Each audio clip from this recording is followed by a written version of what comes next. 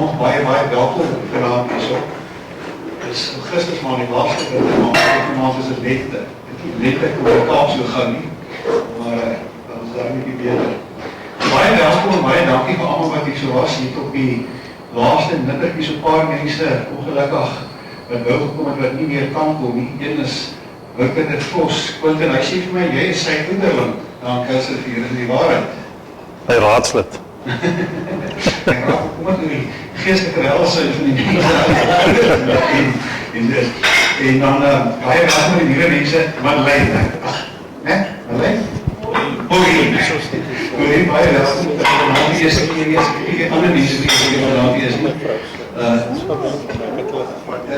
Baie welkom vir julle, ek hoop julle geniet het, julle is meer as welkom. Quinten is my groot voorrecht vanaand om vir jou welkom te heet hierso. Quinten, wat al bekend is as die shackbuilder. Ek dink nie mense hoef enigheid meer te sê, almal weet van die shackbuilder.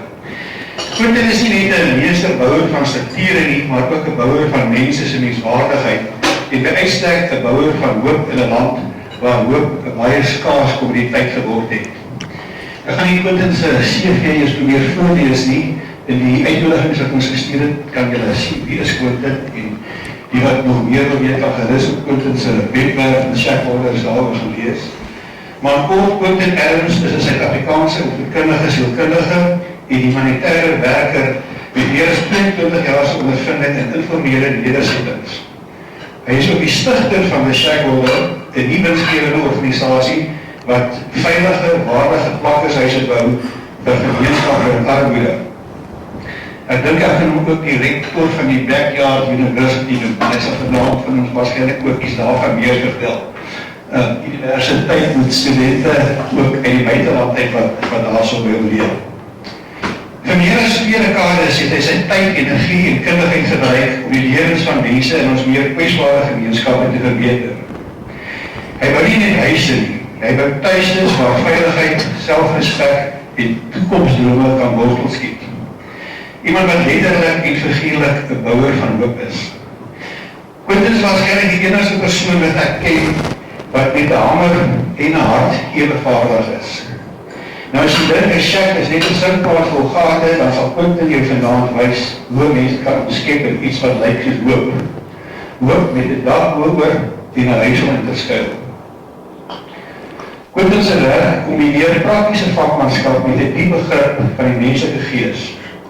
Hy glo dat elke mens, maak nie saak waar hulle gebore is of hoe hulle begin het nie, verdien om in 'n ruimte van menswaardigheid te leef.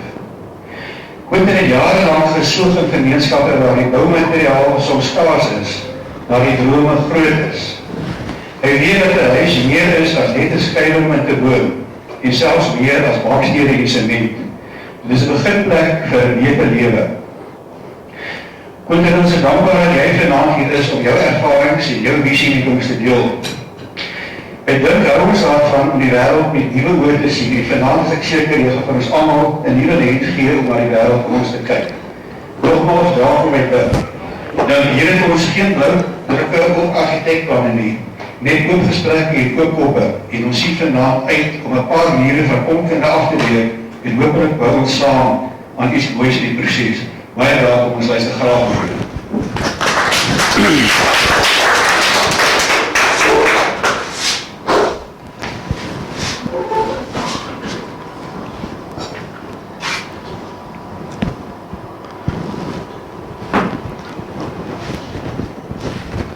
So baie elektrische drade om my dat ek nie weet waar ek moet loop hê. Is het miskien goed as ek hier staan? Is het reg so ek kyk hier af op hierdie tafel hier voor my nie? Goeienaand almal. Julle mag maar groet, lyk my dis ek het ver gery, ek het strand toe gery, so eerstens baie dankie Jean vir die ek het gewonder hoekom jy my uitgenooi. Maar met sulke mooie woorde wat jy vanaand gesê het, dat het die moeite werd om te kom. So baie dankie vir die geleentheid om vanaand hier met julle te wees. Ek het gehoop Barend en Chris is hier nie, want dan kan ek miskien 'n ander storie vir julle vertel wat nie die waarheid is nie. Chris en Barend is nou die twee mense wat baie nou aan my is. Barend is nou die teken deesdae vir wanneer ek kwaad is. Dan bel ek hom, maar hoor ek net hy al stadiger asem.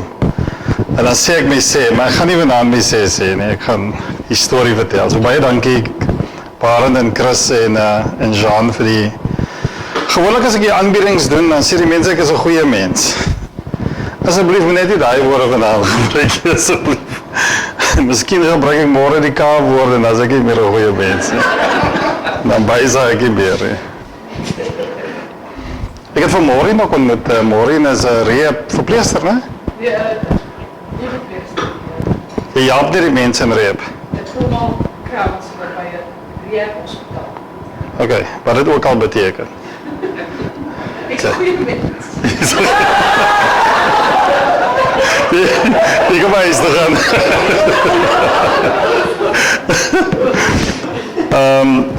Dis baie snaaks, dan kom ek by aanbiedings en dan dink ek, jeslik, ek moet môre moet ek bou en dan sê die mense, baie dankie, jy's 'n goeie mens. Dan denk ek, okay, goeie mens, ek weet nie wat dit meer beteken nie. Maar baie dankie vir die geleentheid om hier te wees. Hoe lank het ek tyd? My vrou is hier by die huisie, so ek kan laat kuier.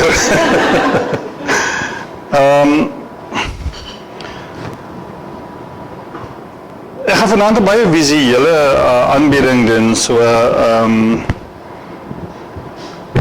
toe PowerPoint uitgekom het, toe was dit die beste ding wat met my gebeur het na gesnyde brood. Want dan weet ek, mense kan na die skyfies kyk, hulle hoef nie na my te kyk, ja, wys ek kragtige skyfies en veral as ek 'n Engelse aanbieding doen, nog beter, want dan hoef mense nie na my te kyk hier, hulle kan na die skyfie kyk. Daar is so baie invalshoeke wat ek kan gebruik om hierdie aanbieding te doen. En ek dink een van die mooiste prosesse in die Shackbuilder storie is die transformasie wat met my plaasgevind het. Ek het begin as 'n goeie mens, waar ek vir mense begin help het en kos uitgedeel het en in die informele nedersetting gehelp het. Totdat ek begin groei dit in die proses en uitgevind het, maar dis baie meer en dieper. En ek het die lewe begin kyk vanuit die perspektief van mense wat nie 'n huis het nie, wat nie 'n toilet het nie, wat nie kos het nie. En net toe ek dink dat dit is dit wat ek moet doen, is daar 'n nuwe ontdekking wat ek gemaak het en ek het weer 'n nuwe ontdekking gemaak en ek is so opgewonde oor die nuutste ontdekking wat ek gemaak het. Dat ek amper hierdie aanbieding, soos my oupa gesê het, hy begin eers die nagereg eet, dan is bang die hoofgereg is so goed dat hy nie by die nagereg uitkom nie. Ek voel amper asof kan ek nie maar net spring en begin by die laaste skyfie en dan werk ek om terug nie. Want dit is 'n ontwikkelende ding, dit is 'n groeiproses waardeur jy moet gaan. Ek het altyd hierdie droom gehad dat ek wil enige professor in sielkunde word. Totdat ek in informele nedersettings begin werk en dan vind ek het, maar ek weet eintlik niks. En ek het self nie in 'n informele nedersetting gebly nie, ek het ook geensins in 'n shack gebly nie. En ek was baie aangegryp deur die armoede storie van my pa en hoe onderwys en opleiding hom op 'n nuwe traject gesit het. Ek het 'n verskriklike pa gehad. Ek het hom nou die dag gebel, hy is 84, toe sê ek vir hom, oom, weet jy wie is my pa? Hy was niks aangenaam nie, my pa skater soos hy lag. En hy was baie streng geweest, ek seker van die strengste mense wat jy kon gekry het. En hy het baie hoë verwagtinge van ons gehad. Ons is 5 kinders en hy het altyd gesê, jy gaan universiteit toe, jy kom terug met 'n meestersgraad. Dit was my pa se verwagting. Toe ek by die Universiteit Stellenbosch studeer, toe vra hy vir my, hy wil my sien, was jy al by die rektor se kantoor gewees? Ken die dekaan jou al? Sê die punt is so swak, ek kan nie nog na die dekaan toe gaan nie. So, dis 'n hele transformasieproses waardeur 'n mens gaan, en ek wil vanaand met hierdie storie vertel, hierdie ontwikkeling, hoe dit sekere sienings van my begin beïnvloed het. Ek het nou onlangs die werk van Hernando de Soto begin te lees, The Mystery of Capital. Ek het gewonder, miskien moet ek hier daaroor praat, The Mystery of Capital, oor debt capital. Dan dink ek, jette, maar dan gaan ons weer na die landkwessie toe, en dan is dit weer moeilikheid, en dan skryf hulle môre weer oor, ek het weer 'n ding gesê oor die grond, en kom ek vertel maar net die storie oor die shackbuilder. So, ek is 'n opvoedkundige sielkundige, en omdat ek baie curiosity gedrewe hou verskriklik van lees, ek is obsessief, compulsief, reflektiewe praktisyn. Elke dag doen ek journaalinnskrywings, ek reflekteer oor wat met my gebeur, dan skryf ek so 2 bladsye, ek kan nie gaan slaap as ek hier reflekteer nie, so ek is baie intens wanneer dit kom by analise en refleksie en kritiese analise. En ek dink dit is seker deel van wat my werk ondersteun en wat my werk help, is om hierdie konstante soeke na patrone, dit is die woord, na patrone te sien wat besig is om te gebeur. So dit gaan nie net oor doen nie. Baie keer sê mense, jy doen goed, en dan sê mense, Maureen, ek is 'n goeie mens. Maar daar is ook 'n ander proses wat deel is van die shackbuilder, en ek wil graag dit ook vanaand met julle deel, oor daai prosesse en daai denkprosesse. Want ek moet ook baie eerlik wees, die spasie wat ek in werk, as iemand eers sê woorde soos, die land is op die afgrond, dink ek, gislik, ons is hier besig om die bakkie uit te gaan, om seker te maak dat die land die op die afgrond, en dan skryf iemand weer, dit is hierdie katastrofiese denke wat mense het rondom wat gebeur. Nou, in my tyd by die universiteit het ek was eers Maureen 'n traumatoloog gewees, waar ek gespesialiseer het op trauma, die hele spektrum van trauma, en toe doen ek 'n gedeelte waar ek navorsing gedoen het oor bendes. Ek het seuns mee onderhoude gevoer, wat dit beteken vir hulle om 'n geweer in hulle hand te hê. Die hele konsep van hopeloosheid. Hy is hopeloos, hy is wanhoopig, en dan gee iemand om 'n revolver, as iemand vir hom, hier is 'n revolver, hierdie mag om iemand se lewe te kan neem, en ons gaan vir jou R350 gee. En skielik is daar transformasie, want hy word weer bemagtig. En omdat ek baie analities was rondom die bendes, omdat ek baie analities is oor die bendes, het dit my op baie gevaarlike plekke gevat. Ek het die onderwêreld begin bestudeer. So ek het 2 goed gedoen. Ek het van die universiteit af het ek begin 'n navorsingssielkundige werk begin te doen, want ek wou altyd 'n navorsingssielkundige word. En as dan nie, daai stadium was dan nie 'n kategorie vir navorsingssielkundige nie, toe verkoop ek my as 'n etnografiese navorser. So wat interessant was, my eerste projek was eintlik, hoekom is die moordsyfer so hoog in Nyanga Township? Op daai stadium was dit 450 moorde. Nou daai 450 moorde het ek geanalyseer. As dit 3 uur die oggend op 'n Saterdag was, het ek presies 3 uur die Saterdagoggend in die Nyanga Township gaan loop, om te kyk na hoekom het die moord hier plaasgevind, hoekom het die moord daar plaasgevind, en dit het my 18 maande tyd gevat om te verstaan. Ek het omtrent so 189 bladsye verslag geskryf oor dit, waarvan hulle gesê het ek moet oor die 100 bladsye vernietig, want ek het gekom op internasionale syndikate, ek het gekom op die betrokkenheid van die polisie, en dan 'n groot gedeelte van my navorsing is eintlik hoe die politici deel is van die kriminele ekonomie. En wat baie interessant is van die navorsing is, hoekom Nyanga Township?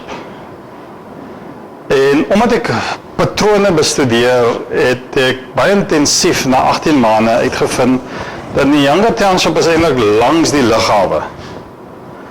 En toe gaan ek na die lughawe toe en ek gaan spandeer tyd 2 uur en 3 uur, ek sal julle nie alleen vertel nie. Tussen 1 uur en 3 uur, dan kom daai onwettige cargos, kom daar en hulle land daar, en snaakse figure daar op, en hulle vat daai cargo, vat hulle binne in Nyanga Township in, en die Nyanga Township is net onregeerbaar. En dit het my verder gevat waar ek 'n tender gekry het. En ek het spesifiek gekyk na die waardeketting. Follow the money. En dit het my gebring by, wie van julle is joernaliste? Wie skryf? Een van die groot dinge wat verander het was die Iqbal Survey Smit-Amandla saak. Ek weet nie wie van julle dit kan onthou nie. Waar hulle besluit het dat hierdie skepe moet nou en toe gaan hulle na groot hofsaak toe en skielik toe is al hierdie BRICS-lande se skepe en ons gebiedswaters en ons word net nie meer beskerm nie en baie van hierdie onwettige dwelmsyndikate bring die onwettige dwelms eintlik deur die hawens. Ek het rondgehardloop om vir mense te sê, ek het vir hulle gesê, maar die mense het my nie geglo nie en glo my nog steeds nie. So wat gebeur is dat ons het eintlik ons oopgemaak vir internasionale syndikate in hierdie land. Ek het hulle roetes bestudeer, ek het hulle afsetgebiede, ek het hulle warehouses gaan kyk, ek het oor die 60 dwelmbase en bendeleiers het ek navorsing gaan doen. En ek moet vir julle sê, dames en here, in hy verslag het eintlik niks gebeur. 4 jaar gelede toe bel Becky Kelly my en toe vra hy van my, waar is my verslag? Toe gee ek hom die halwe verslag, nie die volle verslag, maar net die halwe verslag. En so wat gebeur is, 'n groot gedeelte van die werk het ek gedoen, ek het dit gestop, ek dink, eendag was ek by 'n vergadering gewees met 2 polisiemanne, dis interessant. 2 polisiemanne en toe sê ek vir hulle, maar ek wil nie meer navorsing oor dit doen nie, want dit raak nou te gevaarlik, want julle beklei eintlik teen mekaar. En die persone wat in die vergadering was Charles Kenier, en dan was dit die ander ene wat nou onlangs gesterf het, wat sy bene geamputeer was. Ek wil so 'n klomp name in my kop. Lincoln. So Lincoln en Charles Kenier daar gesit en ek het my notas gegee en gesê, kerels, dit raak baie moeilik, dit is. En dan het Charles vir my gevra om navorsing vir hulle op skaligas te doen. En in 2012 toe kom ek in 'n plek met die naam van Craddock. Nou, ek het 'n groot liefde vir 'n tuisnywerheid tannie. Wie van julle is tuisnywerheid tannies? As julle nou skindernuus nou wil hê, dan moet julle na 'n tuisnywerheid tannie toe gaan. Daar's 3 mense wat baie inligting het op 'n dorp. Die tuisnywerheid tannie, die veearts se vrou. Sy weet presies watter plaas is in die moeilikheid. En dan is dit die petroljoggie. Hy gaan vir jou sê wat 'n motor kom 3 uur daarin en wie kom daar en wie gaan uit in die dorp, en as er nou 'n paar ander mense, maar hulle het byvoorbeeld vir my gesê, kan julle glo dat die tuisnywerheid tannie het vir my gevra, ken ek die Buffalo Soldier? En dit was 2012 toe ek die navorsing met Shell daar gesê, ek ken dit, en toe sê sy, maar die Buffalo Soldier gaan in die moeilikheid kom met die wild wat hy bedryf. As hy nie 'n goeie, sterk posisie enig het, gaan hy in die moeilikheid kom met hierdie wild. En daai Buffalo Soldier se naam is niemand anders as C.R. Ek het dit by die tuisnywerheid tannie gehoor. Ek het nog nooit so baie lemoenkoek geëet en maar hulle kon skinder, hulle het vir my inlig, ek het geskryf en een van die interessante dinge wat hulle vir my gesê het, ek moet na die garage toe gaan en dan is daar 'n klomp boeke en dan moet ek na die onderste laag toe gaan en ek moet dit koop en dan moet ek sien wat daar aangaan en toe sien ek dat dis almal wild jagboeke, taxidermies. En ek het gegaan en hulle sê nee, maar jy het nog nie by die oplossing gekom. En toe vind ek dat die man met die gewere ammunisie verkoop vir die wild, dis 'n Chinees wat 'n vliegveld het. En sê, hulle stuur my, ek is toe werk ek nie meer vir Shell, ek is nou met die tannies te doen, en hulle gee my inligting wat. So, dat is daai gedeelte van Suid-Afrika wat vir my 'n ander perspektief gee. En ek het daarna begin om die hele ANC se netwerke te identifiseer in die land deur mynwese. En eendag gekom daar in Beaufort West tussen Aberdeen en Beaufort West. Daar groot Iran en daarna toe kom ek op die Iran deel af en dit was baie interessant geweest. So ek was in Appington geweest waar ek gaan kyk het hoe sommige vliegtuie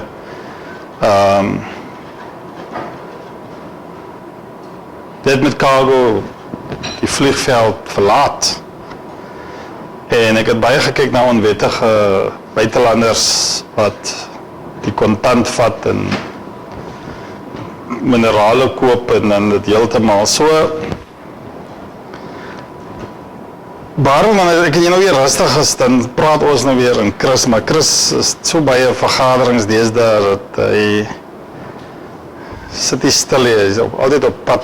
Jy was nou in Oekraïne om die oorlog op te los, né?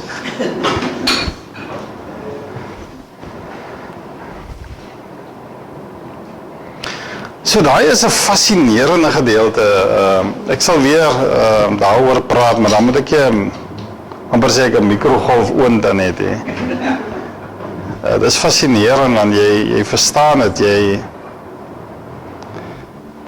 Miskien moet ek julle dit vertel want dit gaan nog dit is 'n interessante storie. Die minister daai tyd Nagako Ramatlhodi het gehoor van my werk wat ek doen in die land en hy het gevlieg na my toe. En ek het nie geweet dat 'n mens met 'n pak aantrek as jy die minister sien nie. Jy kan nie met 'n jean. En toe hy my sien, toe sê vir my 20 minute. En 5:15 ontmoet ek en hy sê vir my 20 minutes.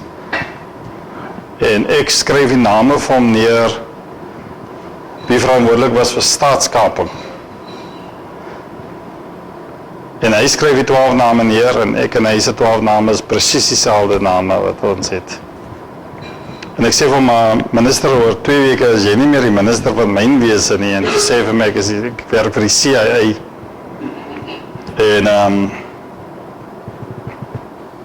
wat interessant is 2 weke daarna toe word hy afgedank deur Zuma. Hy mag toe bring hom as nou 'n nuwe minister. So wat gebeur is 'n klomp patrone wat ek by mekaar sit. Lees plots, ek het 'n oom gehad met die naam van oom Jochie Kestner van Stilbaai. Hulle het oom Jochie, hulle het 'n groep gehad, Gryskrag. Toe ek nou julle naam dink sien, dan wonder ek nou, Gryskrag, oom Jochie het vir my gesê, Gryskrag is die manne wat nog dink, toe meen ek miskien as julle affiliaat van hom joggie hulle. So daar is een gedeelte van my werk wat ek baie aktief was, nou op hierdie stadium nie meer so aktief nie, doen nog steeds nou en dan 'n bietjie plot-analyse oor wat besig is om te gebeur. Elke 9 uur bel my pa mee, dan vra hy my, wat is nuut op jou radar? Dus ek pak nog die volle plot nie, maar ek dink oor 3 dae moet ons by mekaar kom, en dat is altyd 'n nuwe plot wat besig is om te gebeur. Die rede hoekom ek dit sê, Jean, is omdat ek dink die mense skryf, die goed wat hulle in die koerante skryf is so oppervlakkig en is selfs, ek wil nie die woord die nuwe koerant ook noem nie, maar dis swak. Daar is net die kritiese denke en diepte nie. En ek sien hulle herhaal nou, jy lees die eerste paragraaf, herhaal hulle wat 2 dae gelede gebeur het. En is dieselfde in die parlement ook, ek weet nie wie van julle parlement kykie, maar dis daarom swak. Ek het eendag van Moesie my ma nie gevra by die pressklub, what is your economic theory, to say van my creating jobs.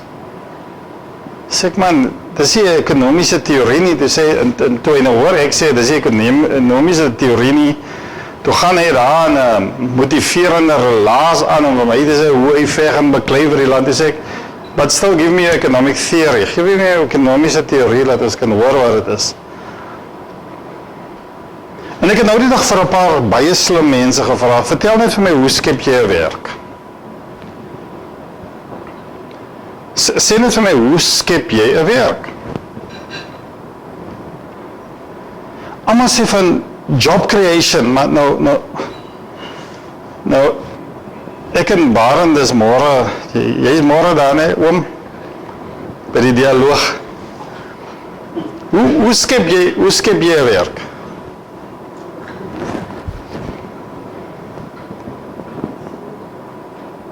Jy moet 'n besigheid begin. Toe sit ek nou met die klomp slim mense en ek vra, hoe begin jy werk?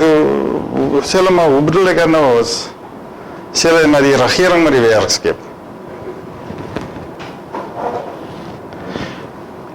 En vir my is dit hierdie basiese beginsels oor hoe skep jy werk? Hoe skep ons 10 werke? Hoe skep ons 100 werke? Hoe skep ons 1000 werke? Hoeveel werke moet ons skep? Verstaan ons hoe ons die ekonomie, los net die ekonomie, want dit is ook 'n diep woord. Kom ons begin net met, hoe skep jy 'n werk? Hoe skep jy 'n nuwe werk? Hoe skep jy 10 werke? Ek praat nie van EPWP nie, ek praat van, hoe skep jy 'n werk? En collega's, hierdie is nie goed wat ek in die koerante lees nie, dit is die roete wat ek in die informele nedersetting. Jy kyk na, ek was nou die dag dat ek deur Noordwes gegaan, die eerste ontdekking wat ek van my gevra het, is die leiers hier in Noordwes. Iewers moet daar mos nou 'n leier wees. Nou ek weet nie, of wie van julle animasie kyk, maar ek hou van animasie. Die popcorn is ook goedkoper by die ding as die animasie is.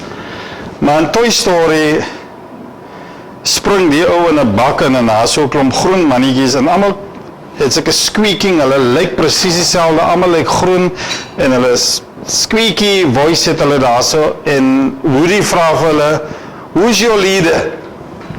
En hulle almal lyk dieselfde, hulle praat almal dieselfde en terwyl ek in deur Noordwes gaan sê ek vir myself, ek kan nie glo waar is die leierskap?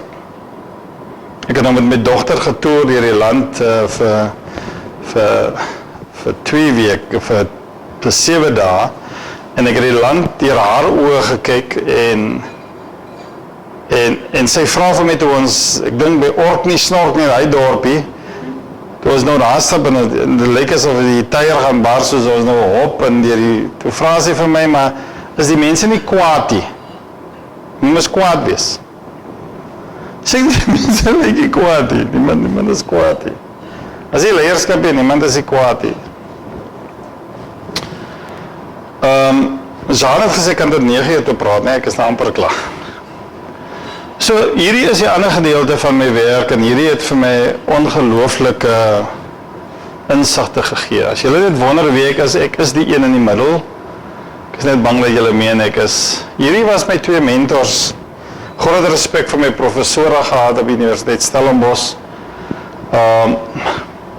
Maar hulle het vir my gevat in 'n wêreld wat ek nie van geweet het nie. 2019 het ons die ESA South African Hero toekenning gekry. Ek het nog steeds gewonder, hoekom het ons dit gekry? Vanaf daai stadium toe het ons, ek dink 13 huise al gebou. En ek kon nie glo dat jy 'n nasionale toekenning kry vir 13 huise nie. Totdat ek in Barberton ingegaan het in 'n informele nedersetting. En die mense sê, maar daar's nog niks gebou in 30 jaar. Dan dink ek, okay, dis hoekom ek die ding gekry het. En ons het al 13 gebou. Die verwagtinge is so laag dat ons wen 'n nasionale toekenning vir 13 shacks. Dis basies wat ons doen. Ons gaan in 'n informele nedersetting in, ons praat met die leiers, dit is baie, baie belangrik. Ons vra vir die leiers, wie woon in die moeilikste omstandighede. En dan gewoonlik, want Ubuntu is baie groot in die informele nedersettings, sal hulle vir ons sê, maar hierdie tannie of hierdie oom of hierdie man is in die moeilikste omstandighede en kan ons vir die volgende 10 mense bou. En dan wat ons doen is, ons kry toestemming by hulle om te bou, praat met die leierskap en dit is in die middel van Khayelitsha in Entembeni. Chris, jy en jou kinders was daar gewees. En dan bou ons hierdie geelhuise. Nou, ek het 'n aanbieding gedoen aan die Universiteit van Trondheim in Noorwe. Toe sê die professor vir my, maar jy kan nie 'n huis geel bou nie. En die kleur raak verander later met die son. Toe sê ek, maar wat hier interessant is, ons bou dit waar daar nie hoop is nie. En mense sien die geelhuis en hulle sien die transformasie. En dan begin hoop te ontvlam in daai omstandighede. En skielik begin mense te vra, hoe kan ons help, hoe kan ons betrokke raak? Ons was net besig om een van hierdie huise in Khayelitsha te bou, toe kom Senko daaraan met 'n protesoptog. En iemand is verkrag en hulle is omtrent seker oor die 500 mense en hulle stop by een van hierdie shacks en hulle vra toe vir ons, wie het dit gebou? En daai dag roep hulle my en hulle sit weer in die middel en hulle singel my in hierdie informele nedersetting en hulle sê, now we appoint you as the Minister of Housing of Khayelitsha. So ek wil net vir julle sê, die man wat hier voor is die Minister of Housing.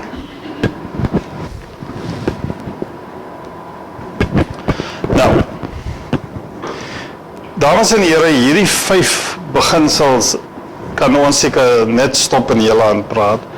Verandering is harde werk.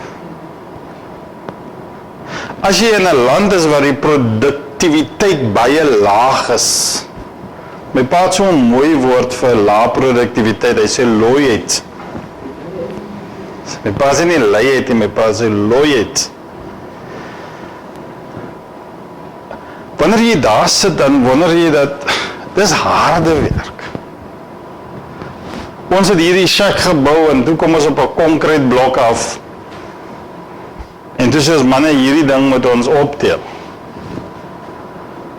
Nou, ek het ook al haar probeer en toe lyk dit my hier's 'n spier iewers wat gaan en terwyl ek ons hierdie blok verwyder, toe besef ek maar om verandering teweeg te bring is harde werk. Dit is baie harde werk. Die tweede gedeelte is daar's opofferings wat jy moet maak. As dan nie harde werk is en ons is nie bereid om opofferings te maak nie, dan is ons die toeskouers in die stadium wat sien wat gebeur met die spel wat aangaan. En eendag toe ons hierdie opofferings toe kry ek 'n oproep van die minister en toe gaan ek na sy kantoor toe, is hy nie daar nie en hy maak weer 'n afspraak en hy's weer nie daar die derde keer toe sê ek vir hom, minister, jy bel my nooit weer nie. En jy is besig om my tyd te mors. En wat gebeur is, daar's 'n baie sentrale ding rondom opofferings maak. Stephen Covey was in Seoul of Suid-Korea gewees, toe vra een van die leiers, hoe weet jy dat jy glo in dit wat jy sê? Toe sê nee, ek het navorsing hieroor gedoen. Toe sê, are you prepared to die for it, for what you say? As jy tot daai vlak gaan, en dit is waar die oortuiging is, die oortuiging, en ek dink as kan ek jou aanhaal, Baron, as ek jou verkeerd aanhaal, is dit ook fijn, ons gaan nog steeds vriende bly. Baron sê nou die dag 'n interessante ding, hy sê, ek dink ons mense is baie kwaad nie. Nie meer kwaad nie. Ons bron net, maar ons is nie kwaad nie. Die derde een is daar met die deursettingsvermoë wees. Dames en heren, deursettingsvermoë is 'n baie moeilike ding, want ons bou vir mense wat wanhoopig is, en ons werk met jong mense wat nie die vaardighede het nie. En om daai twee by mekaar te bring, het jy deursettingsvermoë. Dan die ander ene is die groei wat ek vroeër gepraat het. Dis groei op veelvuldige vlakke. Dis eerstens 'n diskurstransformasie wat jy deurgaan, waar jy 'n jammer kry vir die mense. Dis hierdie charity. Iemand het vir my nou die dag gesê, hulle gaan net aardappels uitdeel. Vra, hoekom aan aardappels? Te sê hulle, want hulle dink die mense het die aardappels sê. Sê ek maar, dink julle nie hulle met die mense leer plant om aardappels? Sê hulle nee, ons wil net vir hulle aardappels gee, want ons voel jammer vir mense. Nou wat met ons gebeur het, is ons het hierdie diskurstransformasie deurgegaan van net charity, waar ons dan nie meer charity is nie, waar ons begin besluit dat dit gaan oor menswaardigheid, dit gaan oor menseregte, so dis 'n menseregte diskurs, en nou vind ons uit, jette maar, daar's ander nuwe diskurse waarna toe ons moet beweeg, want ons kan nie net werk op 'n charity diskurs nie. Een van die interessante gedeelte is kapitaal in sy breë vorm, nie net finansiële kapitaal nie, maar ook mensekapitaal. En die laaste een en die tweede een is seker die belangrikste gedeelte, dat ons vat 'n kind van die straat af, ons vat 'n jong man van die straat af. Ons het nou 10 jong mense het ons gaan nou vir 'n volle jaar Chris in Baron, voltyds vir ons werk, hulle word betaal deur Holland Insurance vir R5,000 per maand, hulle gaan nou voltyds saam met ons werk en saam met ons wees. Dit was migraine op migraine om net daai kind te vat, eers sy ID te gaan soek. En dan uit te vind, maar die kind het nie 'n ID-dokument. En dan moet ons uitvind dat hy het ook nie 'n straatadres nie. En ons het so 'n lys van uitdagings gemaak wat ons moes deurgemaak het. En ons het nou ons vat hierdie rou, jammer vir hierdie woord as ek sê rou materiaal, rou produk, vat ons en ons moet hom of haar nou deur 'n groeiproses vat. En dan die belangrikste gedeelte is, ons kan maar vergeet, daar's geen verandering as daar nie kapitaal agter te sê.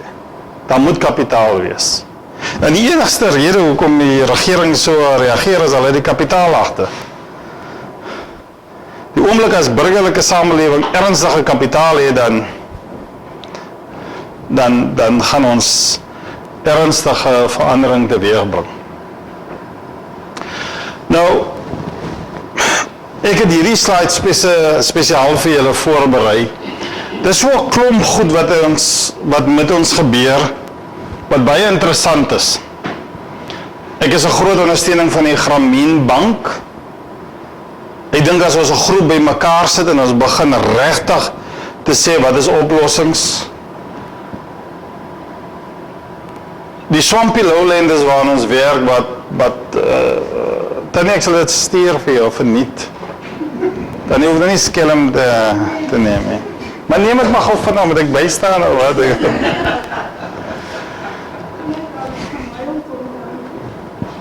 Het Annika maar neem. Dan hierdie gedeelte van Singapore is interessant.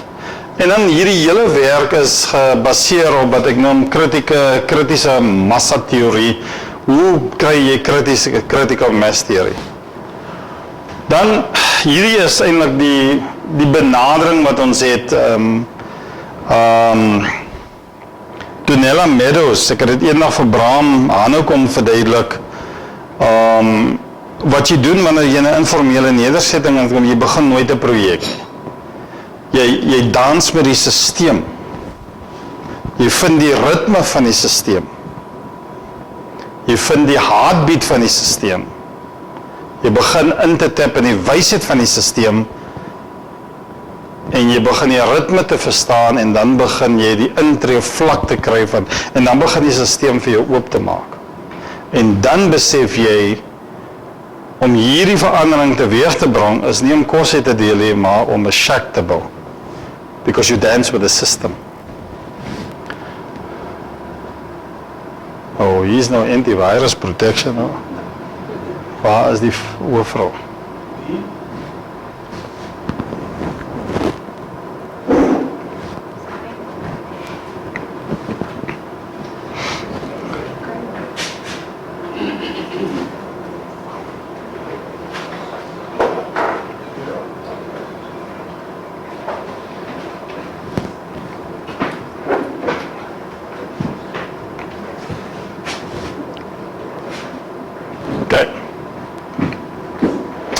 So dis 'n klomp komponente, teoretiese raamwerk wat ons vervleg het in dit wat ons doen. Dit is hoe die Swampy Lowland lyk. Dit is Khayelitsha, dis waar ons gewerk het. Chris, dis waar jy ingegaan het, jy en jou familie. Dis hoe dit lyk in die winter. Nou wat interessant is wat die Swampy Lowland sê is dat is a situation of confusing messes incapable of technical solution. Wanneer jy daarna kyk, dan wanneer jy waar begin jy, hoe begin jy? Dames en here, ek het nie die foto ingebring nie, maar ons het daai hele gedeelte het ons toegemaak. Ons het trokke gekry en ons het dit ingedruk en ons het paaie gemaak in daai plek en dit lyk glad nie meer so nie. Wanneer jy werk in hierdie omgewing, dan die eerste ding waarmee jy gekonfronteer word, is nie die beleide en die praktyke en die verhoudings, is power dynamics. Ek moes 'n kursus loop en verskillende mense gaan sien, ek het 2 professore gaan sien wat, hulle skryf net artikel oor power dynamics en ek het iemand anders gaan sien, ek het 'n paar mense, seker oor die 9 mense, kan hulle onthou en sê, verduidelik vir my, hoe werk mag? Hoe werk power binne in hierdie ding? Jy kan nie in 'n projek ingaan en nie magsdinamiek verstaan nie. Hierdie hele dialoog is 'n magsdinamiek wat gebeur. En die verskillende sisteme, want ek sal dit nooit vergeet nie, eendag toe het ons 'n vergadering met die informele nedersetting komitee en ons maak 'n besluit, die middag kry ek 'n selfoonoproep om te sê, jammer Quentin, die besluit is nou verander, ons ontmoet weer die volgende dag, ons het seker 7 keer ontmoet. Toe vind ek met die man, wat vir my bel, is aan elke keer in die vergadering. Toe vind ek maar hy is nie die leier is buitekant. Dis die man wat die informele nedersetting beheer, wat hierdie man aanstel om hom te verteenwoordig. So elke keer gaan hy terug na die man toe, as die man dis dit nie. Andrew Murray, julle ken die minister, het my eendag gebel om te vra, hoekom is daar klomp moorde? Toe sê ek maar, dit is die Ciskei en Transkei mafia wat beklei met mekaar en hulle beklei as gevolg van geld en beheer en sy het daar morsdood geskrik om my te vind dat Ciskei mafia en Transkei mafia beklei in Khayelitsha.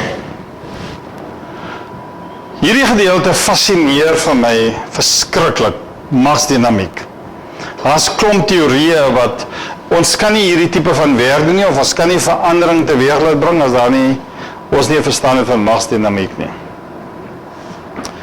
Hierdie is die gedeelte wat ek seker die meeste daarvan hou, ons gaan op Boesmanland toe, Ons gaan nabou, hulle wil hê ons met 60 shacks daarop sit, en die mense sê, hulle het onmiddellik die befondsing, ek sê nee, ons wil soek hier die befondsing nie, ek wil eers kom loop daar, ek wil aan elke shack gaan klop, ek wil weet aan wie behoort die grond, ek wil weet wie is die oom, die Khoisan oom, en ek wil weet waar is die Khoisan oom se seuns, en is hy miskien die burgemeester, ek wil eers al daai magsdinamieke wil ek verstaan, voordat ons ingaan in Boesmaland om enigiets te begin. Net om uit te vind dat die persoon wat ons gebel het nou 'n nuwe politieke party begin, en anders het dit verongeluk. So hierdie is baie interessant wat Donella Meadows praat van dance with the system om seker te maak wat daar aangaan. Dan het ons hierdie kritiese massa, julle gaan sien hoe die kritiese massa wat die Afrikaanse woord evolve, en dan die volgende gedeelte is baie interessant, is die werk van Malcolm Gladwell, The Tipping Point. Nou wat interessant is hiervan, is dat jy begin die projek en dan begin hy die vroeë aannemers te kry en dan het jy die tipping point, dan is hy daar. As jy vir my vra, waar is die shack building op hierdie stadium, dan gaan ek sê hy is daar. En julle gaan sien later in die aanbieding hoe hy begin om tipping point te kry binne in die land en hoe hy verder ontwikkel. Wat interessant is van dit is die aansteeklikheidsfaktor, maar ek hou van hierdie gedeelte. Die klein persentasie van mense wat iets moet begin. En dan moet ons seker maak dat dit aansteeklik is, die stikkiesfaktor. En dit vat baie keer lank om daai aansteeklikheid te kry. Dis teoretiese raamwerk. Ek het 3 interessante mense hier. Mohammed Yunus is nog steeds my rolmodel. Vir julle wat van Mohammed Yunus ken, sal sien nou met die kollaps van die Bangladesh regering, het hy so 'n prominente rol, hy was amper die president gewees. En wat gebeur is, hy het 'n model gehad, wat hy begin het met die Grameen Bank. Dit is my ander gunsteling, LKY van Singapore. Dan het Jeffrey Sachs 'n baie interessante ding gesê. Ek weet nie wie van julle vir Jeffrey Sachs luister he, maar hy is die vyand, hy is nommer 1 vyand van Donald Trump. Hy het die Millennium Development Goals het hy begin in hierdie boek geskryf. Die een probleem wat Jeffrey Sachs as hy ekonom nie in het, is dat om wel die Millennium Development Goals te implementeer, het jy geld nodig. En die tweede gedeelte wat jy nodig het, jy het goeie regering nodig. So jy kan die geld het en die goeie regering nie, jy kan goeie regering het en nie die geld het nie. En dit is absoluut belangrik. Nou, hierdie is 'n slide om te wys dat hierdie dots is 12 argitekskole reg oor die wêreld wat al na ons toe gekom het en saam met ons gewerk het. Een van die interessante konferensies wat ons bygewoon het, was in Collingwood Habitat en die mense het met die fantastiese nuwe stede opgekom, fantastiese modelle, hoe moet gebeur, en by hierdie konferensie het ons gepraat, saam met die Noorweërs, dat wat van die mense in die informele nedersettings. Een van die interessante lande is Indië. Ons het 'n gesprek nou met 'n groep mense daar. Hulle sukkel met die boumateriaal, maar hierdie is in Switserland, Noorwe, IJsland, omtrent 9 lande wat al betrokke geraak het in die shack building. Die shack building is wat ek noem a journey into the abyss of poverty. Wat interessant is van hierdie route wat ons loop, is net die oomblik wanneer jy dink jy verstaan. Dan vind jy uit, jy verstaan eintlik.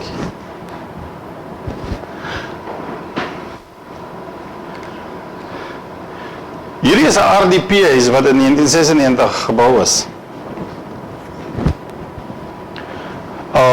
Die derde kind het 2 weke gelede gesterf.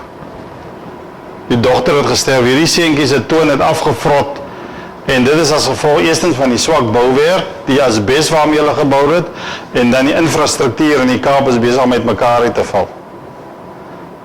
Dis hoekom Chris en Kailicha, as ons 'n waterpomp by het, dan, toe ons het dit eers gesien, toe vind ons het maar die water kom net nie, sak net nie, toe vind ons het die water kom van onderaf op.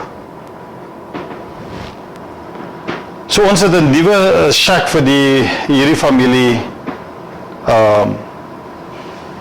gebou. Dit was die ander shack wat ons gebou het. Wat interessant is hiervan is dat dit is vlambare materiaal. Julle sal sien, meeste shacks het 'n band op, en julle weet dat 'n band het 93% van 'n band is olie. Julle kan sien, dis alles vlambare, daar's geen deur nie, daar's geen ventilasie nie. En toe ons hierdie struktuur afbreek, toe kom daar 'n cobra slang uit, en hy kom onder die mat uit. Een van die goed wat ons ontdek het is, en ek het al op radio daaroor gepraat, mense ken die statistiek van armoede, maar hulle ken nie die reuk van armoede nie. Wat dit basies beteken as ons instap in daai, dan is daar hierdie reuk wat ons het, daar's geen lig nie, daar's mold, die urine van die dooie rotte wat daar lê, die potapotas wat stikkend is, die verskillende reuke wat daar kom, en ons kan sien dat dit is hoekom die tuberkulose van die hoogste is in uitsig. Ons het die Mediese Navorsingsraad in Tygerberg wat hulle sê, dit is die beste, maar hulle kan nie die probleem oplos nie. Verstaan nie hoe daai wetenskap werk nie. Hierdie is 'n interessante ding, hierdie vrou het haar plek het aan die brand geraak, en sy het hierdie kind kon sy red. Toe ek op die toneel kom, toe lê daar 3 lyke wat uitgebrand het. En ons het 'n kersprojek begin om seker te maak dat die kers, as hy omval, dan is daar draad om. Ons het omtrent sê oor die 1000 kerse gemaak. Maar ten spyte daarvan, een van die grootste probleme is nie die kers nie, is die gaskan. As daai gaskan in die middel van die nag ontplof, dan hardloop mense, hulle meen is oorlog. En as die tweede gaskan ontplof, dan ons het Twin Kliniek het ons oor die 300 shacks gaan besoek die volgende dag. Ek dink Hanlie Retief was saam met my, sy het so gebewe en gehuil net om aan te loop. Maar hierdie shack fires is een van die grootste probleme wat ons het. Dit is vir hierdie jaar in Subats Fontein waar ons in die Noord-Kaap gebou het. Wind wat ontstaan het, en die aand maak hulle die venster oop, die kers val om, en daai 3 kinders is doodgebrand vir die jaar. Ek dink die ma was 6 maande in die hospitaal. Ons gaan nou Junie, eerste week in Desember, bou ons vir die ma 'n nuwe shack. Maar 3 kinders het gesterf. Dit is hoe dit lyk. Nou wat interessant is van hierdie huise, daai huise se kamers is so groot, daar kan nie enkel bed in gaan nie. Die asbes is stikkend, dis hoekom mense met longprobleme het. En wat ons gewoonlik doen, ons vat werklose jong mense, en ons kry hulle, en dan help hulle vir ons om die plekke te herstel. Nou wat interessant is hiervan is dat die munisipaliteit kom nie op private grond nie. So daai debris lê net daar so, en dan kry ons hierdie jong manne met kruiwas, en ons laai dit op en ons gooi dit op die sypaadjie, en hulle kom dit eers haal. Maar die grootste probleem wat ons het, is gewoonlik die asbes. Asbes is stikkend, dus mag jy daarin werk, dit is hoogs gevaarlik. Jy moet geregistreer wees, dis ek R23.000 om net te laat kom om die asbes te vervang. Daar is omtrent 3900 shack fires of huise wat uitgebrand word per jaar in die Kaap, Weskaap. Nou,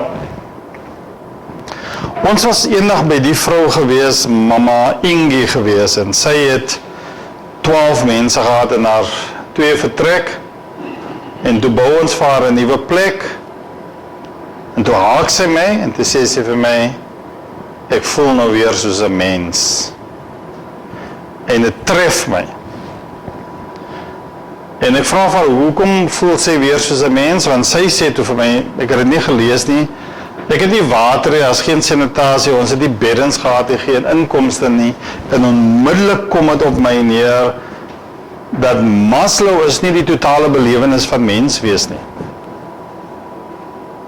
Want wat gebeur as jy nie 'n bed het nie sanitasie het nie inkomste nie, en dis waar ek die term begin te ontdek het, dit is die proses van onmensliking, dehumanization wat besig is om plaas te vind. Nou sê mense, dis armoede wat kriminele maak, dis nie armoede nie, dis die onmenslikingsproses wat mense deurgaan, want hulle begin minder mens te voel.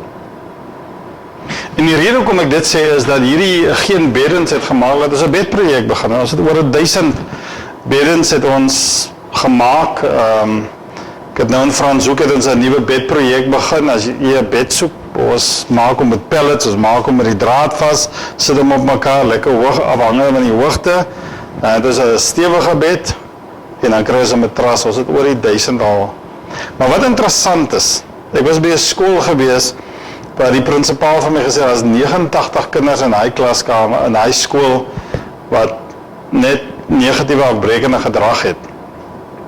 En ek het vir hom gevra, vra vir die kinders, hoeveel van hulle slaap op 'n bed? En hy het gekom met 119 kinders by die skool, slaap nie op 'n bed nie, slaap op die grond. Die tweede gedeelte wat ons kry is, daar is van hulle wat lyk my 3/4 het en dan lê hulle 6 op 'n bed.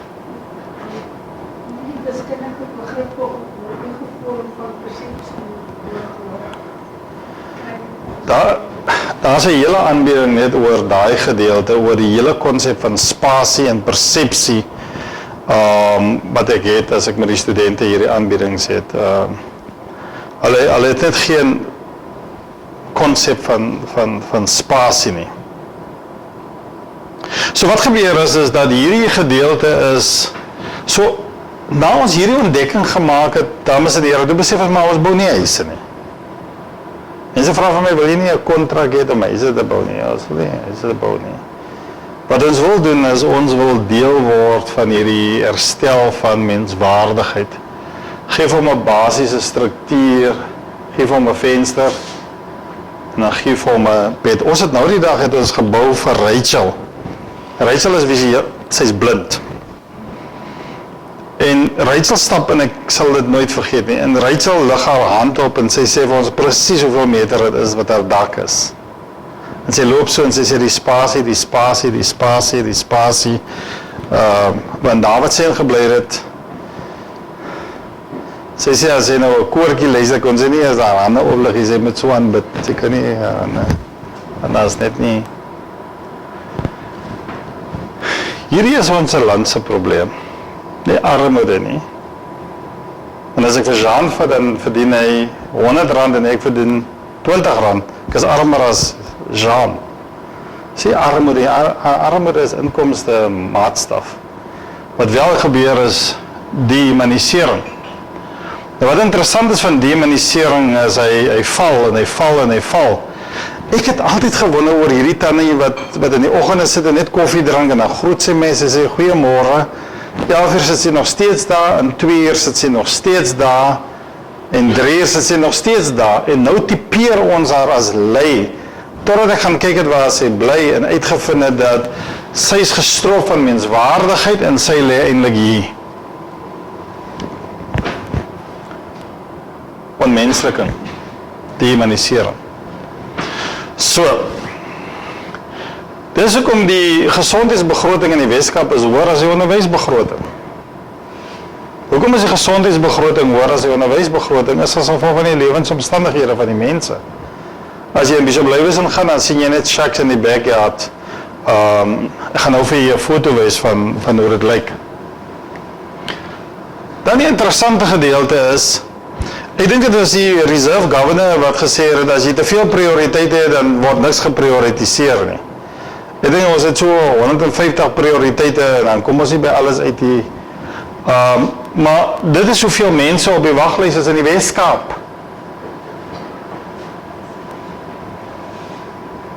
Nou, ek het probeer om uit die moeilikheid te kom, en ek het altyd gesê, die onnozelste minister is by behuising, en nou mag ek dit nie meer sê nie, want ek is nou al gedreig, gaan hof toegeneem word, Jean. Vermenigvuldig 600 maal met 3 is dit 1,8 miljoen. Vermenigvuldig met 5, dat beteken dat 3 miljoen mense in hierdie Weskaap woon nie in baksteenhuise nie.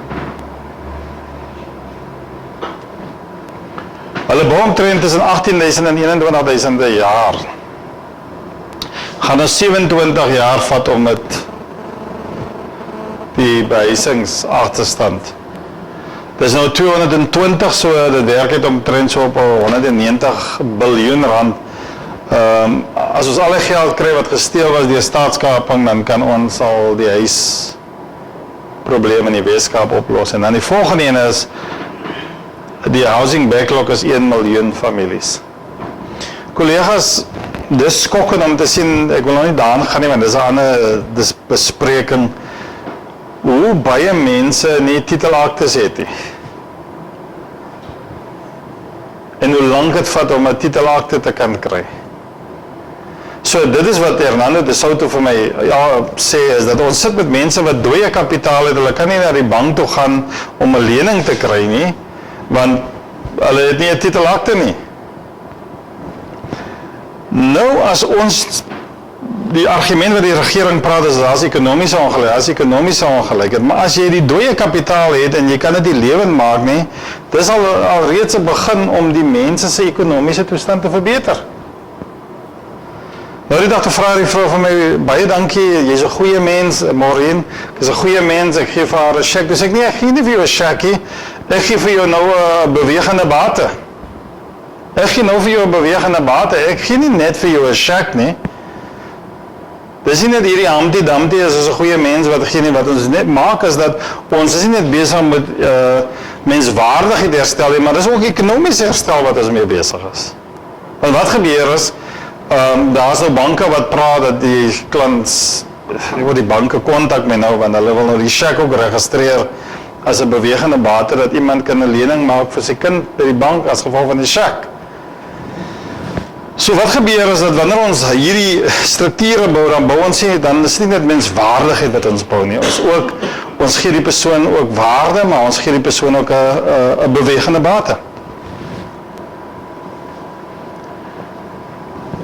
Julle kan onthou wat het in Klawer gebeur, wat hierdie seentjie wat doodgemaak is, en toe is almal daar so om te march, en almal bysa nie, en almal hierdie klomp mense, toe gaan ons na die huis toe.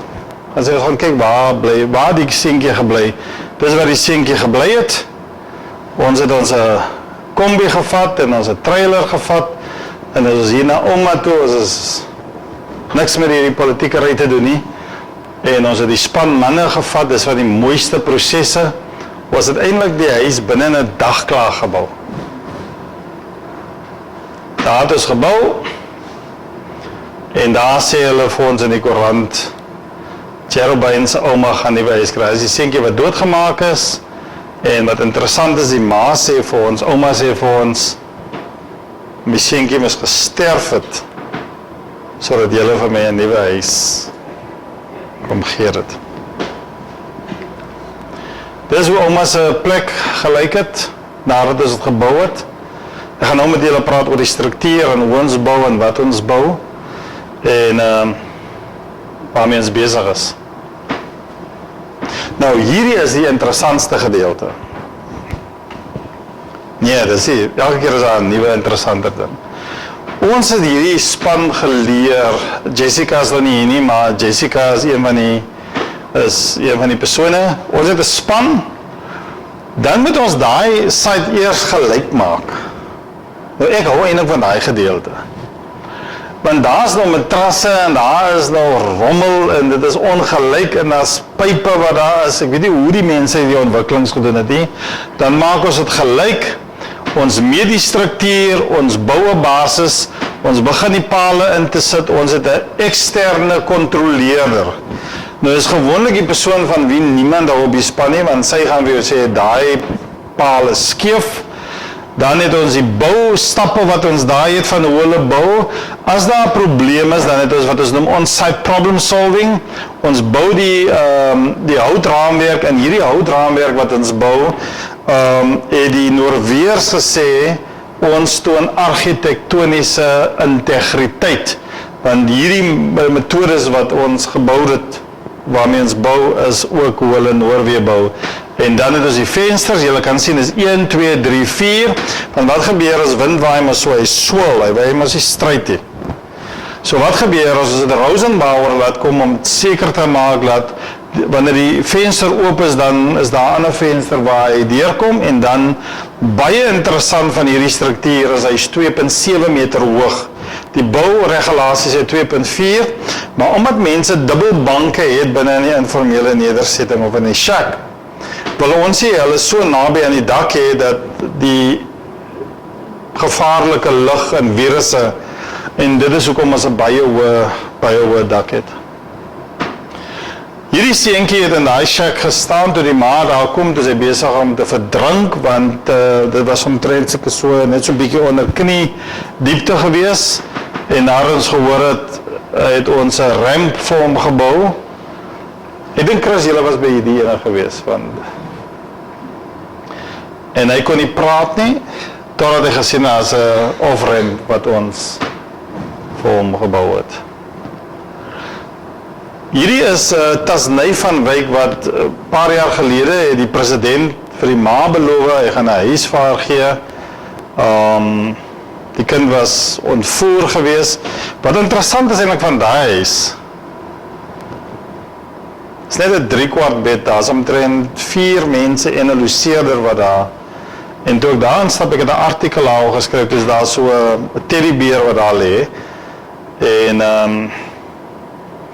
die ma kon nie vir my sê wanneer sy besef dat die kind is weg nie. En toe is dit was eintlik 'n human trafficking situasie waar die kind inkomste gegenereer het vir die ma.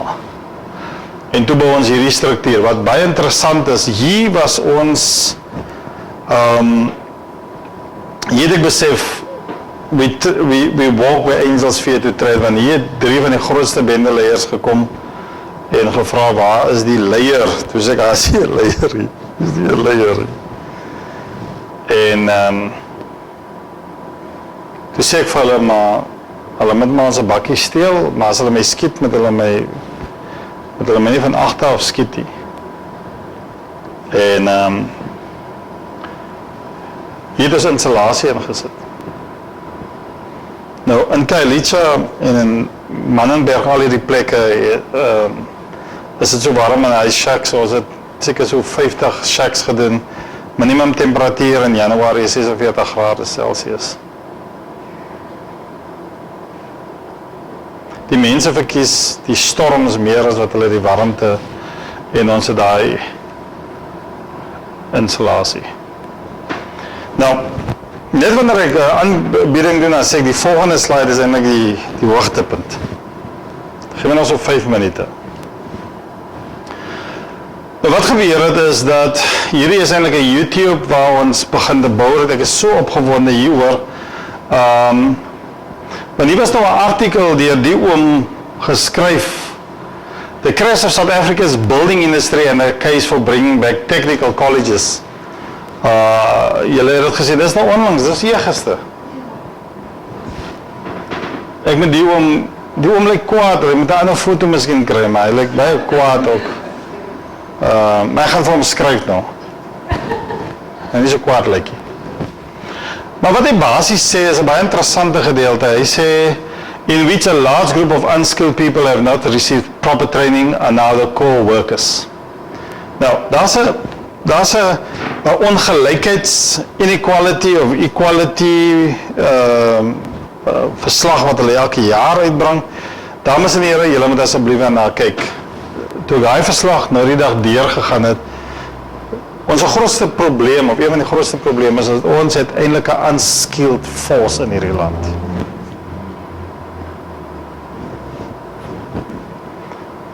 Dis nou reg van graad 12 of reg deur die bank.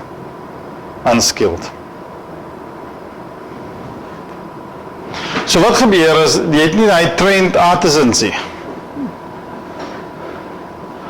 Dan het ons nie genoeg carpenters, plumbers en bricklayers nie. Dis wat die oom sê, ek gaan met hom praat, want het is 'n vars artikel. So wat gebeur is dat ons het, hierdie ding het met ons gebeur, is, ons het eendag agter in die backyard gaan werk, en ek het 'n klomp jong mense gevra om te kom help, en toe gee ek vir hulle 'n purline, en ek gee vir hulle spykers, en hier vind ek uit, die manne kan nie die spyker raakslaan nie. En hy het die hand-oog koördinasie nie, en dan baie belangrik is, hy het ook nie, hy het nie balans nie. En dit is baie interessant, as jy hom sien, dan kan jy sien, hy het nie balans nie, is die oomblik as hy die spyker slaan, dan kan hy nie die spyker raakslaan nie. So ons het 'n spykerkursus begin, die eerste kursus, slaan die spyker net, slaan die spyker raak.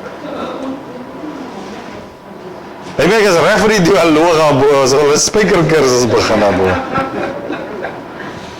Die tweede ding wat hulle nie kan doen nie, is hulle kan nie meet nie. In die bouindustrie is dit mos in millimeters. Jy vir hom sê 3 meter, en dan kom hy met 30 centimeter, hy kan nie meet nie. En die ander gedeelte waar hulle mee sukkel is, hulle kan nie dit level sien nie. En dan het ons hardheads, julle sal sien later, ons het hardheads op. Nie omdat ons gedink het, ons moet dit nie, maar die ouens wat kap, hulle het nie 'n greep op die hamer nie. So hy is op die dak en dan kap hy, dan sien ons, jy gaan nie hamer. So voordat ons hulle kan laat begin te bou, is dit intensiewe, basiese vaardighede. Want wat gebeur is, hierdie jong mense is werkloos, maar hulle is nie in diens neembaar nie. En toe bel iemand vir my en vra, waarmee is ek besig? Toe sê ek is besig om jong mense op te lei in 'n backyard, toe sê die persoon, dan is jy besig met die backyard waarsdie, en dis presies die naam wat ons groot probleem in ons land, 'n massive unskilled youth populasie. Ek wil nie eers kom by rekenaar kursus nie. Ons het nou die dag hierdie jong mense gevra, hulle moet baie graag vir ons, hulle het die e-mailadres, hy kan nie op 'n rekenaar tik nie, hy is werkloos, hy het die taxi ferry, ons moet hom nou boots gee, ons moet nou vir hom skoene gee, ons moet nou vir hom 'n waslap gee, ons moet nou al hierdie basiese behoeftes, onderklere moet ons vir hulle gee. En net wat het lyk ons verstaan het, dan is daar nog 'n vlak. En ons is nou by die punt waar ons nou, as jy ontmoet, dan vra ons, waar slaap jy, het jy 'n bed, het jy 'n kombers, slaap jy langs die bed, slaap jy in die huis, of waar slaap jy? So ons het hierdie kursusse begin. Een van die interessante kursusse wat ek dink is kosteberekening. Dis een van my gunsteling kursusse. Dat wanneer ons die trailer het en as 'n vrag op, dan is die petrolverbruik is hoër. Hulle sukkel met daai ene. So ons het hierdie kursusse het ons begin, en dan die volgende, dit is hoe dit nou al lyk. Hierdie man het saam met my die eerste shack begin pokkie. Hy is nou al die hoofman, hy slaan 'n dak toe oor. En hier het ek eintlik besef dat om hulle op 'n sekere, en dit is wat Vygotsky van praat, is you scaffold the person. Jy moet die persoon scaffold. Ons kan nie net ek wil amper die ding sê nou. Miskien is julle deel van die party, en dan meen julle ek is teen die mense. Maar ons kan nie net bysa nie. Ons kan nie net bysa nie. Jessica is een van die beste projekbestuurders. Marvin is 'n dakman. Hulle bou nie as daar nie level is. Daar's nog baie foute wat hulle maak, maar dit is wat besig is om te gebeur. Nou hierdie is 'n interessante foto. Ons was in Jonkershoek gewees. En ons het hulle eerstens seker 99% van hulle weet nie wat Stellenbosch is, hulle was nog nooit in Stellenbosch gewees nie. Vat hulle in Jonkershoek in, en dan vat ons hulle deur daai bome, en ons laat hulle die verskillende boomsoorte ruik. Want die een is populier, hierdie een is 'n denneboom, hierdie een is 'n en is interessant wat met daai kinders gebeur as hulle sien, hier is die bome en hier is die verskillende bome. En terwyl ons in die bos rondgeloop het, toe ontmoet ons hierdie professor. En hy vra toe vir ons, kan ons nie deel word nie, en ons het vir hom ontmoet nou al seker 4-5 jaar gelede, en toe begin ons saam met hom die Advanced Carpentry training kursus. Dames en here, dit is nou wat hulle al bou nou. Vir die eerste keer toe ek het sien ek my huisie, is dit vir jou wat ek gesê het, ons gaan nog 'n huisie, ek gaan langs jou bly, ne? Ek net 'n plot gee. Barend, my struktuur is reg vir my huisie by die see. So wat interessant is, ons skeffel hulle van die slaan die spyker raak kursus, tot meet, tot om 'n level te gebruik, om 'n handgreep te hê, om 'n basiese struktuur te hê, en ons skeffel hulle soos Vygotsky het, en dit is nou waar ons nou al is. Waar hulle, hierdie gebou gaan ons gebruik vir 'n crash, en vir 'n nuwe struktuur. Dit is wat nou in die kursus gebeur. Nou die interessant van hierdie jong mense, ons kan hulle nie daar begin nie. Dit is eintlik die interessante gedeelte. Hy moet eers sy eerste shack gebou het, hy moet eers sy eerste klein model gebou het. Ons moet hom eers leer om te kan balanseer, want as hy sy balansering nie reg is nie, dan gaan hy skeef bou en hy gaan die dak skeef hê, en as 'n klomp aktiwiteite wat ons het, waarmee ons besig is met hulle. Nou ons het 'n Wooden app. So, ons vat hulle nou deur hierdie Wooden app saam met die universiteit. Philip Crawford, die dokter daar, het dit ontwikkel en met ons gesels en gesê, dis ons behoeftes en dis nou die Wooden app. En dit is nou wat hierdie gevorderde carpentry, dis ook om my oom wat so kwaad lyk, ek wil vir hom die foto stuur, dat hy nou nie meer so kwaad lyk nie. So wat gebeur is dat die meestersgraad studente van Trondheim Universiteit, die grootste Science and Technology universiteit, het van onze werke gehoor. Hulle het gekom Khayelitsha toe, ek sal dit nooit vergeet nie. Ek vat hulle Meisenberg toe en ek stop voor Entembeni en hulle vra vir my, ek sê vir hulle turn right and look at this, en hulle sê, gaan nie die vloekwoord gebruik wat hulle sê dan, oh gosh, what is this? Ek sê, dis waar julle gaan werk. Hulle het vir 2 jaar nie geslaap nie. En ons het met hulle begin werk, en wat interessant is, hulle het vir ons het eers gebou, en hulle het die prosesse gedokumenteer, en daar is eintlik 3 meestersgraad tesisse uit hierdie studie al gepubliseer. Nommer 1, nommer 2, nommer 3, eintlik 4, en dis die tegnieke wat ons saam met hulle, en hierdie shack is eintlik interessant, is as daar storm is, dan ons het hom gestild, en gaan die water onderdeur.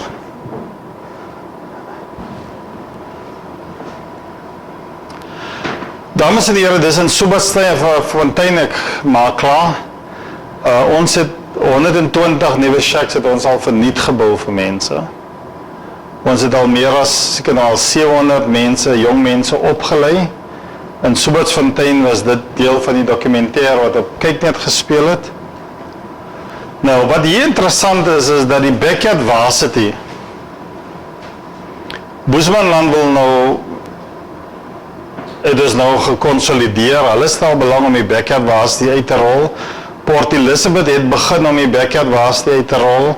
Durban het ons nou onlangs gebel, en dan gaan ek in Barend, Saterdagoggend, Shoshan Guve het, as ons nou klaar gesê wat het wil sê, so Shoshan Guve het ons al 'n projek begin. So, hierdie Backyard Varsity is nou al in sy babaskoene, maar is nou al by 1, 2, 3, 4, 5 plekke, en dan het ons begin in Kenia te bou. Ons het ook begin om die Backyard Varsity in DRC te bou. Ek wil eintlik DRC toe gaan, en as 'n hele woud, en ek sien net die bome vir die pale. So. Ek sluit af, dames en heren, dit was die eerste shack. Ek is nog steeds trots op die eerste ene. 3 van hierdie manne het uit die tronk uitgekom, Ek het vir hulle gevra wil hulle my help bou. Terwyl hy bou, toe sê hy vir my oom, 18 jaar. Ek sê, wat van 18 jaar? Hy sê nee, hy het 2 moorde of 3 moorde gehad. Toe sê ek, kap net aan my vriend. Jy moet net aanhou kap. Dis al wat jy moet doen. Julle sal sien hier in die shack, ons het nie geweet met die plate horizontaal of met die plate vertikaal wees nie. En toe gaan ons op die radio en terwyl ek op die radio gaan hierdie dag in 2017, toe sê die mense vir my, kan ons met die shackbuilder praat? Toe sê ek nee, ek is nie 'n shackbuilder, ek is sielkundige. So ons het hiervandaan beweeg, van hierdie struktuur af tot op hierdie struktuur. Ek sluit af met die volgende. Never doubt that a small group of committed people can change the world. Indeed, it is the only thing that ever has. Van my kant af, nogmaals baie dankie.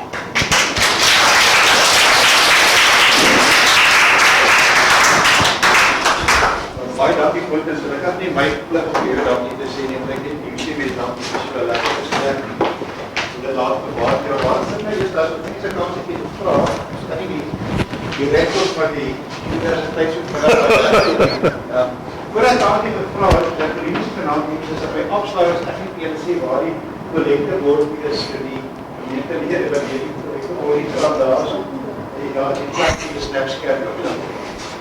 Dit is baie wat ja, dis net tyd vir vrae. As jy wil vra, asseblief. Nou is die tyd. Daar Yuri eerste. Sê my toch, die woord check het ook wel slechte connotatie. Hoe kom die woord bly uit check? Het is so dat jy net skuilig is. Dit is in 'n huis. Ja, ons het nou al deur baie, dit was op die radio, ons het nie 'n strategiese sessie gehad nie. Iemand het gebel, toe sê hulle kan nou met die shackbuilder praat. Toe sê die omroeper, maar die sielkundige het vandag 'n shackbuilder geword. Toe bel die tweede vrou en sê, kan ons met die shackbuilder van Suid-Afrika praat? Ek het nog eens begin nie. En toe sê die omroeper, dames en here, ons sit hier met die shackbuilder in die atelier. En toe gaan ek na die manne toe, ek sê, jong, hulle het nou my genoem die shackbuilder. Toe sê hulle nie, hulle hou van die naam, dis 'n lekker naam. Ja, en eendag toe kom die televisie en hulle doen 'n onderhoud met my. En toe sê hulle, maar hierdie persoon moet ook iets sê. Toe sê die Rasta, hy wil iets sê. En toe 1, 2, 3, toe met hy praat, hy sê, I just want to say thank you to the sex builder for building wonderful sex for us. En toe dan ook klomp mense wat my bel aan en hulle sê, ons het geweet jy's 'n sex builder. So, die interessante daar, ons het net begin en ons het vir die naam gehou en baie mense het gesê, ja, ons is huisbouers, maar ek dink die shack is eintlik 'n simbool van die belewennisse van die mense. Almal vra dus deur 'n branding exercise gegaan, selfs met die backyard varsity. Het iemand vir ons gesê, maar julle is die backyard varsity en toe vra ek manne, wat sê julle, is julle dis 'n lekker naam? En dis dit die program. Maar ek weet daar's baie mense wat sê ons ek weet nie met die nuwe strukture wat ons nou bou, is ons nie meer shackbuilders nie.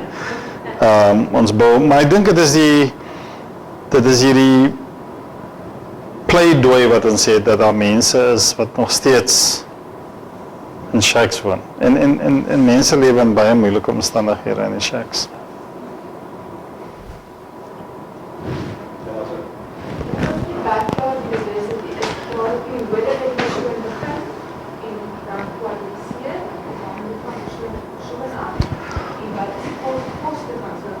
Alles wat ons doen met hulle is verniet.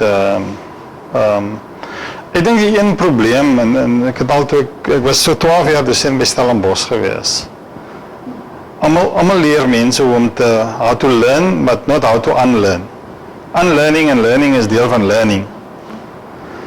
En dis dieselfde met formele onderrig. Ons sit so met 'n groot probleem en die mense sê, waar is julle basis, waar is julle instansie? Het is nou moeilik om te sê, maar ons is eintlik in die backyard. Met Holland het ons ook 'n probleem gehad, hulle sê, waar is julle instansie? En ek dink mense is so geformaliseerd en gestruktureerd oor opleiding. So ons begin met die spykerkursus totdat hy die spykers raakslaan. Totdat hy kan meet, totdat hy dit kan doen. En dan sien ons ook, so dis baie sterk geformuleer op informele leer en informele opvoeding, en dit is waar eintlik die tipping point gedeelte kom, want as jy vir my sê moet opleid, dan gee vir my 'n backyard en ons is daar en ons lei hulle op. En die prakties is eintlik die fisiese bou van die shack oor wat gebeur. Maar daar's twee dinge wat eintlik gebeur wat parallel loop. Die een situasie is dat hulle hou van afbreek. En dan gebeur daar net iets met hulle, van hulle moet herbou. En ons is lief vir afbreek in die land, maar ons weet nie om te herbou nie. En nou vind ons 'n derde element is dat daar's 'n terapeutiese proses. So die shack building het nou die terapeutiese tool begin word. Want ons leer vir hulle om weer te herskep en iets nuuts te bou. En ek dink dit is wat in informele leer jy gaan kry. Jy gaan dit nie in formele leer kry nie. Een van die goed wat ek doen is dat hulle, om te kyk of hulle dit kan level sien, hulle staan in die ry, dan is like hulle kyk om reguit. Maar ek dink ons het nog nie informele leer regtig ontsluit binne in die opvoedkunde nie. En dis wat ons nou doen, ons doen dit daar agter ons, maar hulle moet 'n praktiese demonstrasie hê vir wat gebeur. Kan ek ook 'n vraag vra hoe dit verskillende kans gee, want baie mense vra vir my, die vraag is ek moet met praat oor jou. 'n Mens kan net soveel seks bou, een op 'n plek wat jy wil. En as jy inkom by 'n plek en jy bou 'n shack, wat is daar nie 'n negatiewe reaksie van die ander mense wat jy bou? Hoe kry jy persoon die shack is ek nie, wat vir ons almal? Ja, dis hoekom ons hulle by mekaar bring en vra vir wie moet ons bou.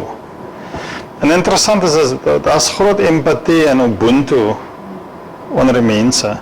En die meeste mense wat hulle identifiseer is die mense wat gestrem is.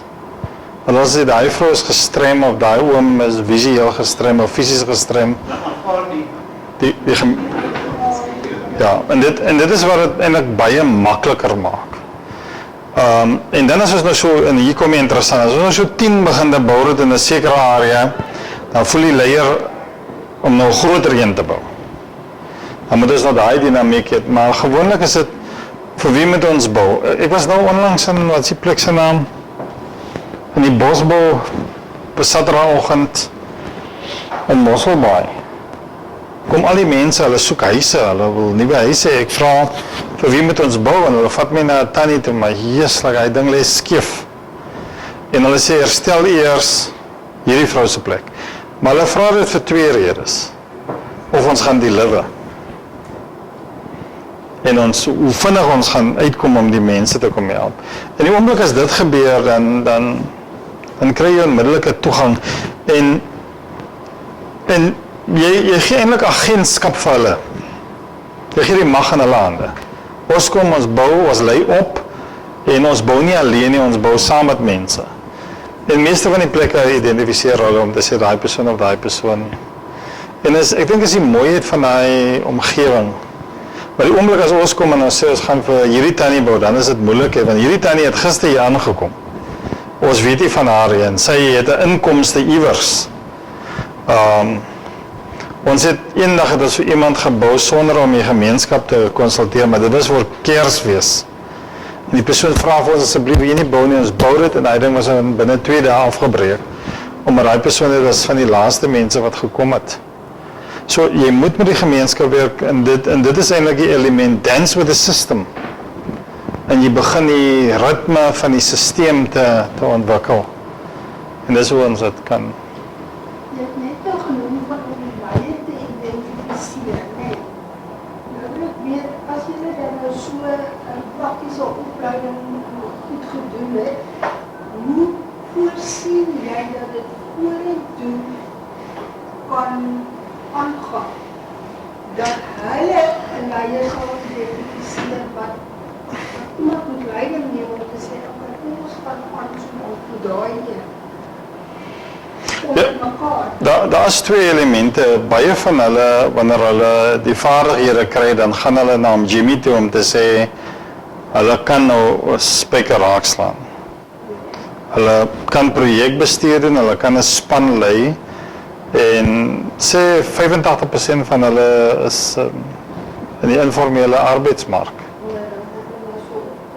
Dan word hulle opgeneem want hy kan prakties en veral hierdie gedeelte rondom koste bestuur. Maar nou moet hy nie weet dis baie primêr waar ons moet begin op baie laaf vlak. As ons moet nou vir hom sê dat Brights is in Strandstraat 89. En dan moet ons hom fisies vat, dis waar die taxi is en dis hoe hy stap hierna toe. Hoe hy hom bekendstel by Brights, hoe hy lyk, hoe hy praat, wat hy vra, wat is die afdeling. En hy was nog nooit in 'n Brights gewees nie, hy weet nie wat om te vra nie, hy weet nie wie om te vra nie, nou werk jy daardeur. Maar die oomblik, en dit is waar ek opgewonde is oor Vygotsky se ding, want as jy hom skiffel, dan vat hy 2, 5, 6 mense saam met hom, en veral pryse wat daar is. Hy weet nie van die tweedehandse winkel, hy weet nie van daar's 5 tweedehandse winkels nie. Ons het in Parel gebou en dit was seker een van die mooiste prosesse. Voordat ons in Parel gegaan het hulle vir my gesê, dit is die plekke wat vir ons die materiaal voorsien. Maar nie meer na Johnny toe gaan nie, hulle is nie eens van Parel nie. So ons leer vir hulle daai tipe van vaardighede. Maar aan die begin was die uitdaging om op 'n baie laer vlak te dink.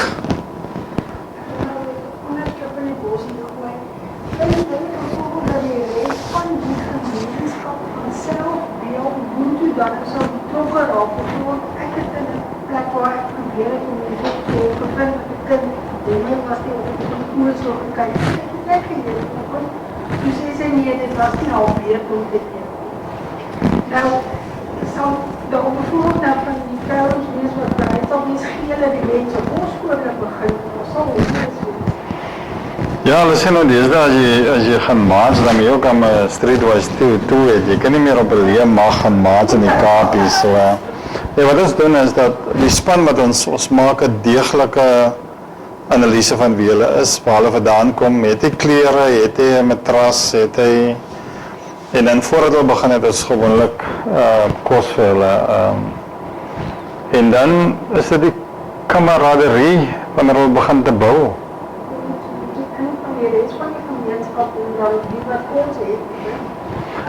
Ja, nee, rarig, ja. Maar wat interessant is dat die vaardighede wat hulle het, hulle gaan en hulle versprei dit en hulle lei mense op. Ek het nou die dag het ek iemand gekry wat uit die Weskus het gekom en hy is verantwoordelik vir 10 informele nedersettings. Net na ons gekom en gesê, lei my op hoe om te bou, want ons gaan nou bou, ons gaan nou vir die mense help. Ons gaan nou vir hulle leer dat hulle met vensters het. Ons gaan nou vir hulle leer dat daar ventilasie moet wees. Ons gaan nou hulle dakke herstel. En dit is waar kritiese massateorie eintlik inkom, want ons sien nou dat daar seker, ek het nou die dag getel, oor die 20 organisasies in die land wat ons al gebel het, wat op hulle eie stoom aangaan. So al wat ons net moet doen is, ons moet net die model verfyn, dit verbeter. Ons het, ek dink, seker oor die 25 net in hierdie land wat die Wooden app nou begin gebruik. En hulle sien wat ons doen, ons stuur vir hulle video's en dis hoekom ons het dis 'n beweging wat ons bou, dis nie 'n instansie nie, dis nie 'n beweging wat ons bou. En die feit dat mense wil hulle omstandighede verander.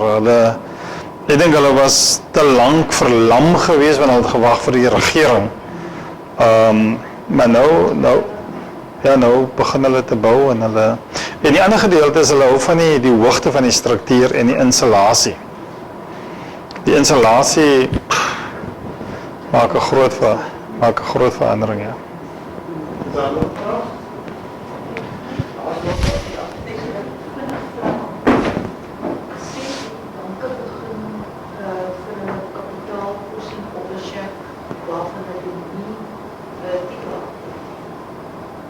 Ja, daar's twee gedeeltes.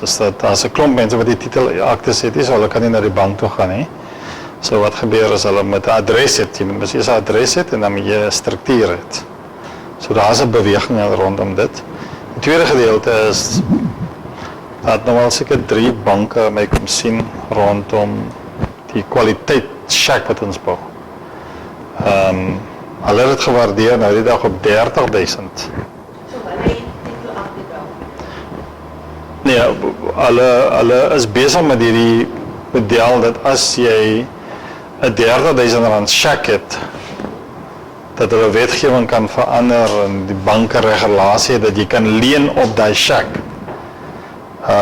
Maar dis 'n baie vroeë stadium, maar wat interessant is verskillende banke het nou al vir ons gevra. En dan die ander gedeelte wat ek dink ons moeilikheid gaan mee maak, is dat hierdie huis wat ek vir julle gewys het. Nou, dit kom sommer afgesit.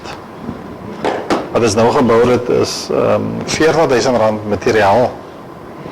'n RDP huis vir 40 vierkante meter is 225.000. So daai konstruksie, maar ek dink ons is op die punt om die waardeketting omver te gooi. Net die een probleem as jy hout in Suid-Afrika nie, want die man het vergeet om bome te plant. Maar jy weet dat die cement is een van die grootste bydraers van CO2 emissions.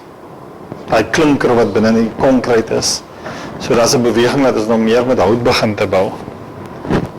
So ons kan nou, daai man het nou die dag gebou binne 2 dae, te stel hom op. Ons gaan nou by 'n skool gaan ons nou 'n basis hê en ons bou vir hom 2 dae. So ons bou vinniger en ons bou groter en sterker en ons is CO2. Selfs die shacks se CO2 rating is laer as 'n RDP huis. Kan begin sê ons soek hierdie houthuise. Ons kan dit vinnig bou en as 'n hele waardeketting of sê eintlik 'n disruption wat ons kan veroorsaak. Maar ek voel ons so of 'n disruption dat ek gee ook nie meer om vir die konkrete manne en so nie. Is daar nog een vraag, 'n laaste vraag? So van my kant nog baie dankie. Dit was lekker om voor te berei en terwyl ek hier praat het daar baie nuwe goed gekom. Ek dink as ek nou môre moet kom aanbied is dit 'n totale nuwe slide presentation. So nogmaals baie dankie. En lekker vir so 'n gesprek, dis 'n oop gesprek aan die gang. Jammer Dani van Wyk het nie vanaand volgende dag miskien ook maar goed ons sommer weer 'n slag saam berei. Maar jy was berei, braai. Maar ek vat net ook ons in mic as jy moet ook sien dat